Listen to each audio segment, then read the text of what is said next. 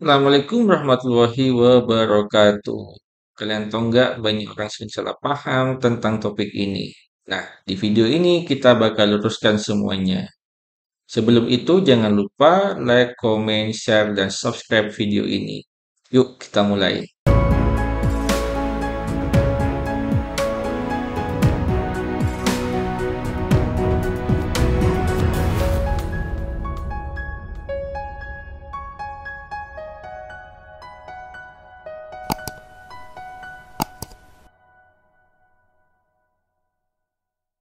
Materi kita kali ini akan berbicara mengenai kepemimpinan dalam tim dan kelompok pengambil keputusan.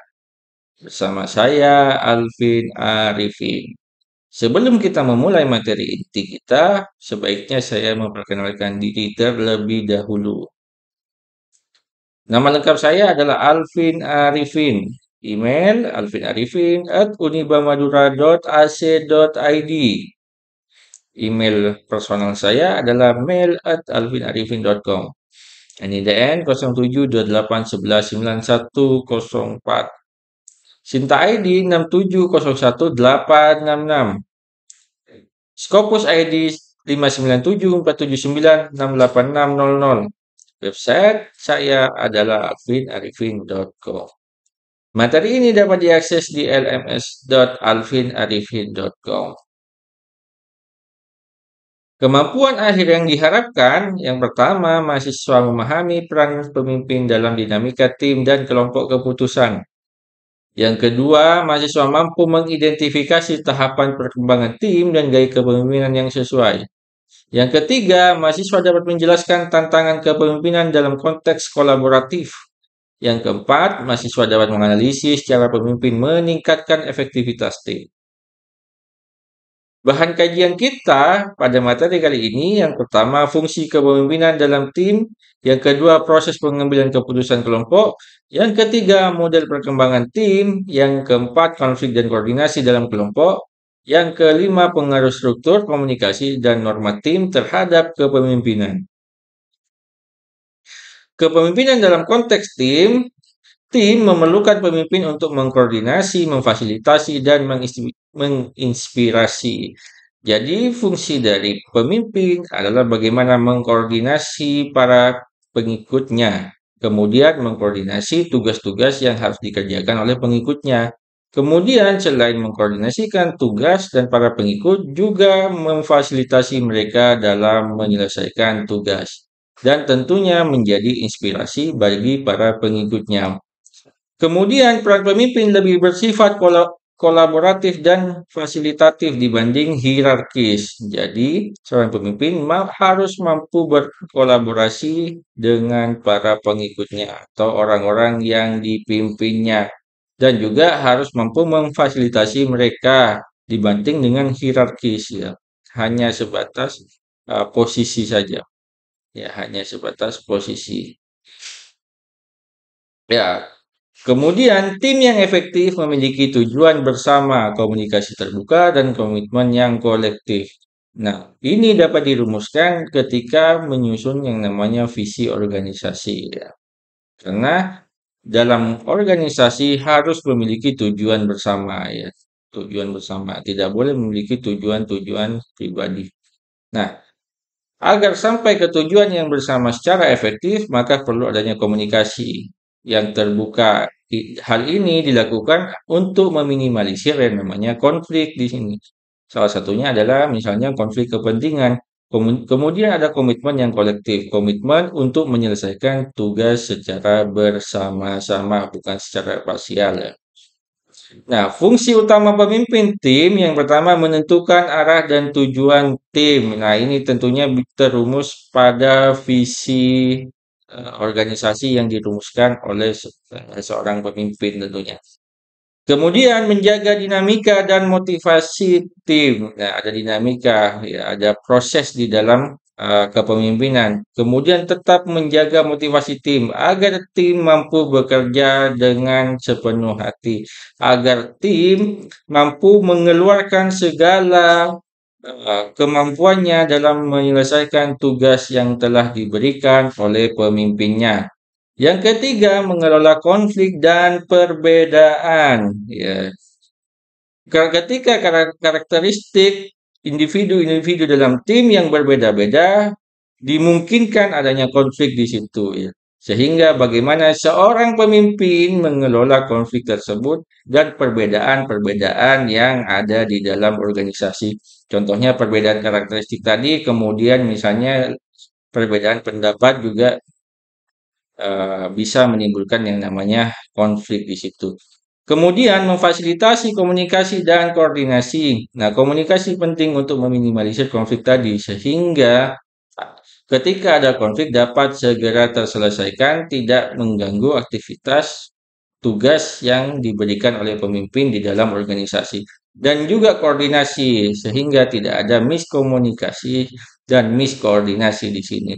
Harus satu jalan dan sesuai dengan job description yang telah diberikan oleh seorang pemimpinnya.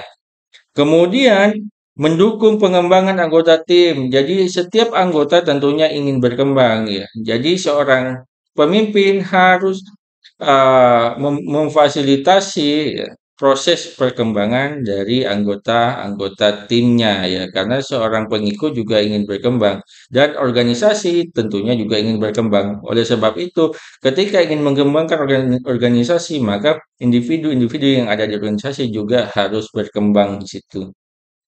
Kemudian mewakili tim kepada pihak eksternal itu adalah bentuk pendelegasian, pemberian wewenang lebih kepada anggota tim ya. Ya, ya, pendelegasian. Ya, jadi ketika misalnya ada uh, tugas ya, tugas yang berkaitan dengan organisasi, maka pemimpin yang mewakili dari keseluruhan anggota tim ya. Jadi corongnya adalah seorang pemimpin tadi. Nah, model perkembangan tim dari Tuchman di sini tahun 1965 yang pertama adalah forming, yaitu pembentukan dan pengenalan. Di situ ada dibentuk dan dikenalkan. Ada yang kedua ada storming, di sini ada konflik dan penyesuaian. Di dalam organisasi pasti muncul yang namanya konflik. Makanya perlu memahami apa itu manajemen konflik, mengelola konflik. Jadi konflik yang ada di dalam organisasi bisa positif, bisa negatif ya, sehingga menghidupkan organisasi. Ketika konfliknya positif, maka akan menghidupkan organisasi. Selesai organisasi itu hidup. Ya, kalau konfliknya negatif, justru itu akan bisa merusak organisasi ya. Makanya konflik positif itu bagus agar uh, tim yang ada di dalam itu lebih aktif ya, lebih aktif dalam misalnya menyuarakan pendapat, misalnya membangun organisasi ke arah yang lebih baik. Kemudian ada norming di sini ada kesepakatan dan struktur yang jadi yang telah disusun, tujuan yang telah disusun harus disepakati ya. Kemudian struktur juga harus disosialisasikan sehingga paham ya, hierarkinya kemana, ya arah tujuannya kemana. Ya, kemudian ada performing, ada produktivitas yang optimal yang jadi seorang pemimpin memilih anggotanya itu ya yang produktif biasanya ya, yang mampu menunjukkan atau memunculkan kinerja yang bagus. Nah, itu demi kelangsungan organisasi agar tujuan organisasi dapat bisa terlaksana dengan baik atau bisa diselesaikan dengan baik. Kemudian ada adjourning di sini ada pembubaran tim ya. Ketika tim sudah tidak kondusif, maka perlu adalah pembubaran ya. Ketika hasil evaluasi tidak memungkinkan bahwa tim eh, tersebut itu tetap ada, maka harus dibubarkan di situ ya agar tidak menimbulkan sesuatu yang tidak diinginkan dalam organisasi. Jadi pemimpin perlu menyesuaikan gaya kepemimpinan pada tiap tahap. Jadi harus disesuaikan pada setiap tahapannya karena tidak boleh disamaratakan ya. Harus ada penyesuaian ya. Kemudian kepemimpinan dan pengambilan keputusan kelompok. Keputusan kelompok cenderung lebih kaya informasi karena yang memutuskan ya atau yang berpikir yang berpikir solutif itu pasti banyak orang ya. Makanya akan lebih kaya informasi. Sehingga ketika diputuskan bisa lebih dapat diterima nantinya. Kemudian lebih disepakati secara kolektif karena kalau sifatnya demokratis seperti ini biasanya lebih banyak diterima nantinya. Karena yang memberikan solusi, yang memberikan masukan itu adalah banyak orang. Ya, kemudian tetapi bisa terhambat oleh konflik dan bias sosial, misalnya groupthink ya. Misalnya ada kelompok yang tidak setuju, misalnya terkubu-kubu, misalnya itu juga bisa menghambat ya. Makanya itu tugas pemimpin bagaimana memanage konflik tersebut ya. Pemimpin bertugas yang pertama mendorong partisipasi. Jadi mendorong agar anggotanya itu aktif dalam memberikan uh, solusi, misalnya memberikan masukan, harus berpartisipasi. Ya, jadi pemimpin mendorong itu semua. Kemudian menjaga fokus dan proses ya. Jadi prosesnya itu harus sesuai dengan jalur yang telah ditetapkan, harus disesuaikan dengan tujuan yang ditetapkan. Yang ketiga, menghindari dominasi individu. Tidak boleh individu mendominasi ya, tidak boleh individualis. Harus juga memperhatikan kerjasama tim ya, agar yang lain juga bisa belajar dari individu yang mampu, sehingga tidak termonopoli di situ. Gaya kepemimpinan dalam pengambilan keputusan, yang pertama gaya otoriter itu karakteristiknya pemimpin membuat keputusan sendiri, ya, mutlak di sini ya, cocok untuk situasi darurat dan konflik yang tinggi. Jadi keputusan pemimpin itu bersifat mutlak di sini. Nah, yang kedua ada konsultatif, pemimpin meminta saran tapi memutuskan sendiri. Jadi diberikan saran tapi yang tetap yang memutuskan akhir itu adalah seorang pemimpin ya, diputuskan oleh seorang pemimpin. Jadi hanya sebatas memfasilitasi saran dan masukan. Cocok untuk ketika waktu terbatas tapi inklusif ya. Ketika waktu terbatas tapi inklusif itu sangat cocok ketika demokratis. Tapi tetap hasil akhirnya tetap ada di tangan seorang pemimpin. Kemudian gaya partisipatif di sini anggota aktif terlibat keputusan bersama. Nah, ini lebih demokratis ya. Ya, lebih demokratis, cocok untuk kebutuhan komitmen dan kreativitas. Untuk memunculkan kreativitas bagi para anggotanya, maka eh, semua terlibat dalam pengambilan keputusan. Hal ini biasanya cocok ketika ingin meminimalisir konflik di situ ya. Konflik terhadap tugas ya, atau komplain terhadap tugas nantinya. Ya, karena sudah diputuskan bersama. Kemudian delegatif, keputusan diserahkan ke anggota, ya, cocok untuk tim ahli dan mandiri. Jadi ini lebih mandiri ya, semua keputusan diserahkan kepada anggotanya. Ya, jadi gaya kepemimpinan dalam pengambilan keputusan ini diadaptasi dari model Froome dan Yetton di sini ya. Faktor yang mempengaruhi efektivitas tim yang pertama adalah komposisi anggota berupa keahlian dan juga kepribadian di sini ya. Jadi komposisi anggota tergantung keahliannya ya. Ya, atau spesifikasi keahlian dan disesuaikan dengan tugas ya. Apa spesifikasi keahlian itu disesuaikan dengan tugas ya.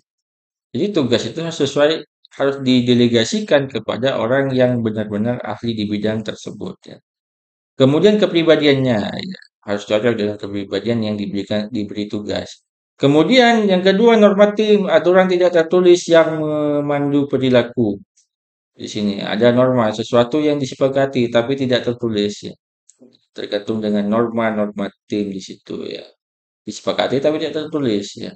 Kemudian tujuan yang jelas dan terukur. Jadi setiap apa yang dilakukan harus memiliki tujuan yang jelas dan terukur ya, sehingga tidak sia-sia ya, tidak buang-buang waktu, harus terukur. Kemudian kepemimpinan yang fleksibel dan adaptif ya. Jadi seorang pemimpin juga diharapkan untuk fleksibel dan bisa beradaptasi dengan lingkungan organisasinya ya. Dan juga beradaptasi dengan para anggota-anggota yang dipimpinnya. Kemudian yang terakhir komunikasi yang terbuka dan asertif ya. Jadi sekali lagi setiap faktor-faktor itu pasti ada komunikasi di situ. Karena apa? Karena untuk meminimalisir konflik harus ada komunikasi ya. Agar proses pencapaian tujuan organisasi yang efektif juga perlu adanya komunikasi yang efektif. Makanya komunikasi itu juga penting di dalam organisasi, sangat penting bahkan. Tantangan umum dalam kepemimpinan tim yang pertama konflik antar anggota, adanya konflik. Makanya perlu adanya manajemen konflik. Jadi seorang pemimpin perlu paham bagaimana mengelola konflik antar anggota. Karena ketika tidak dikelola dengan baik, maka akan muncul konflik yang negatif. Ya, kurangnya partisipasi aktif. Jadi, seorang pemimpin harus mendorong bawahannya untuk berpartisipasi aktif, ya, tidak pasif. Sehingga apa? Sehingga bawahannya memberikan kontribusi kepada organisasinya, bukan hanya sebatas menerima apa yang diputuskan, tetapi juga ikut berkontribusi. Yang ketiga, ketidakseimbangan peran. Ya, jadi peran di sini harus diseimbangkan. Makanya tugas pemimpin bagaimana menyeimbangkan peran. Yang keempat, ketergantungan pada pemimpin. Jadi, seorang pengikut juga tidak wajib untuk selalu tergantung kepada pemimpinnya karena dia bisa memberikan keputusan sendiri ya, mampu mengelola dirinya sendiri dan mampu juga mengambil keputusan sendiri. Jangan terlalu bergantung juga kepada pemimpinnya ya, karena pemimpin ini anggotanya banyak ya, tidak mungkin hanya sebatas mengurusi satu anggota saja. Yang kelima, perbedaan budaya dan ekspektasi. Jadi perbedaan budaya di sini dan ekspektasi atau apa yang diharapkan oleh pengikutnya itu berbeda-beda ya ekspektasinya. Solusinya adalah membangun kepercayaan, kejelasan peran dan refleksi tim secara reguler di sini ya. Jadi membangun kepercayaan atau trust ya kepada pemimpinnya, kemudian kejelasan peran ya. Makanya harus disesuaikan, harus apa yang dikerjakan harus disesuaikan dengan job desk-nya dan tugasnya ya. Kemudian refleksi secara reguler, mengevaluasi apa yang telah dikerjakan atau mengevaluasi proses yang telah dilakukan. Kesimpulannya, yang pertama, kepemimpinan tim berbeda dari kepemimpinan individual, yaitu lebih kolaboratif, dinamis, dan adaptif di sini. Ya, pemimpin tim yang efektif, yang pertama memahami fase perkembangan tim, yang kedua mengelola peran, proses, dan konflik, yang ketiga memfasilitasi keputusan dan memberdayakan anggota. Yang ketiga, tim yang kuat membutuhkan kepemimpinan yang fleksibel dan inklusif di sini. Oke, referensi kita pada materi kali ini yang pertama dari Yukel dan Gardner dengan judul bukunya Leadership in Organization edisi ke-9 terbitan Pearson tahun 2020. Yang kedua dari Northhouse dengan bukunya Leadership Theory and Practice edisi ke-7 yang diterbitkan oleh Sage Publication 2016. Yang ketiga dari Harrison dengan bukunya berjudul Leadership Theory and Research: A Critical Approach to New and Exciting Paradigms dari Palgrave Macmillan 2018. Oke, sebelum diakhiri video ini, izinkan saya mendiskusikan diri saya. I'm a permanent lecturer at the Department of Management, Faculty of Economic and Business, University of Bahu Madura. From the beginning, I have had a strong interest in human resource management because I believe that the success of any organization depends on how people are managed, valued, and developed. Through my teaching, I strive to create a learning environment that is active, reflective, and relevant to real-world needs. I am also involved in research and community service project focused on strategic issue in human resource management.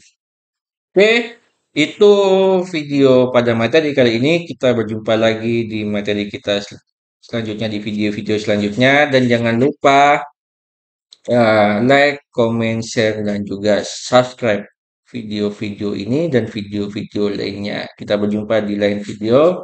Bye-bye.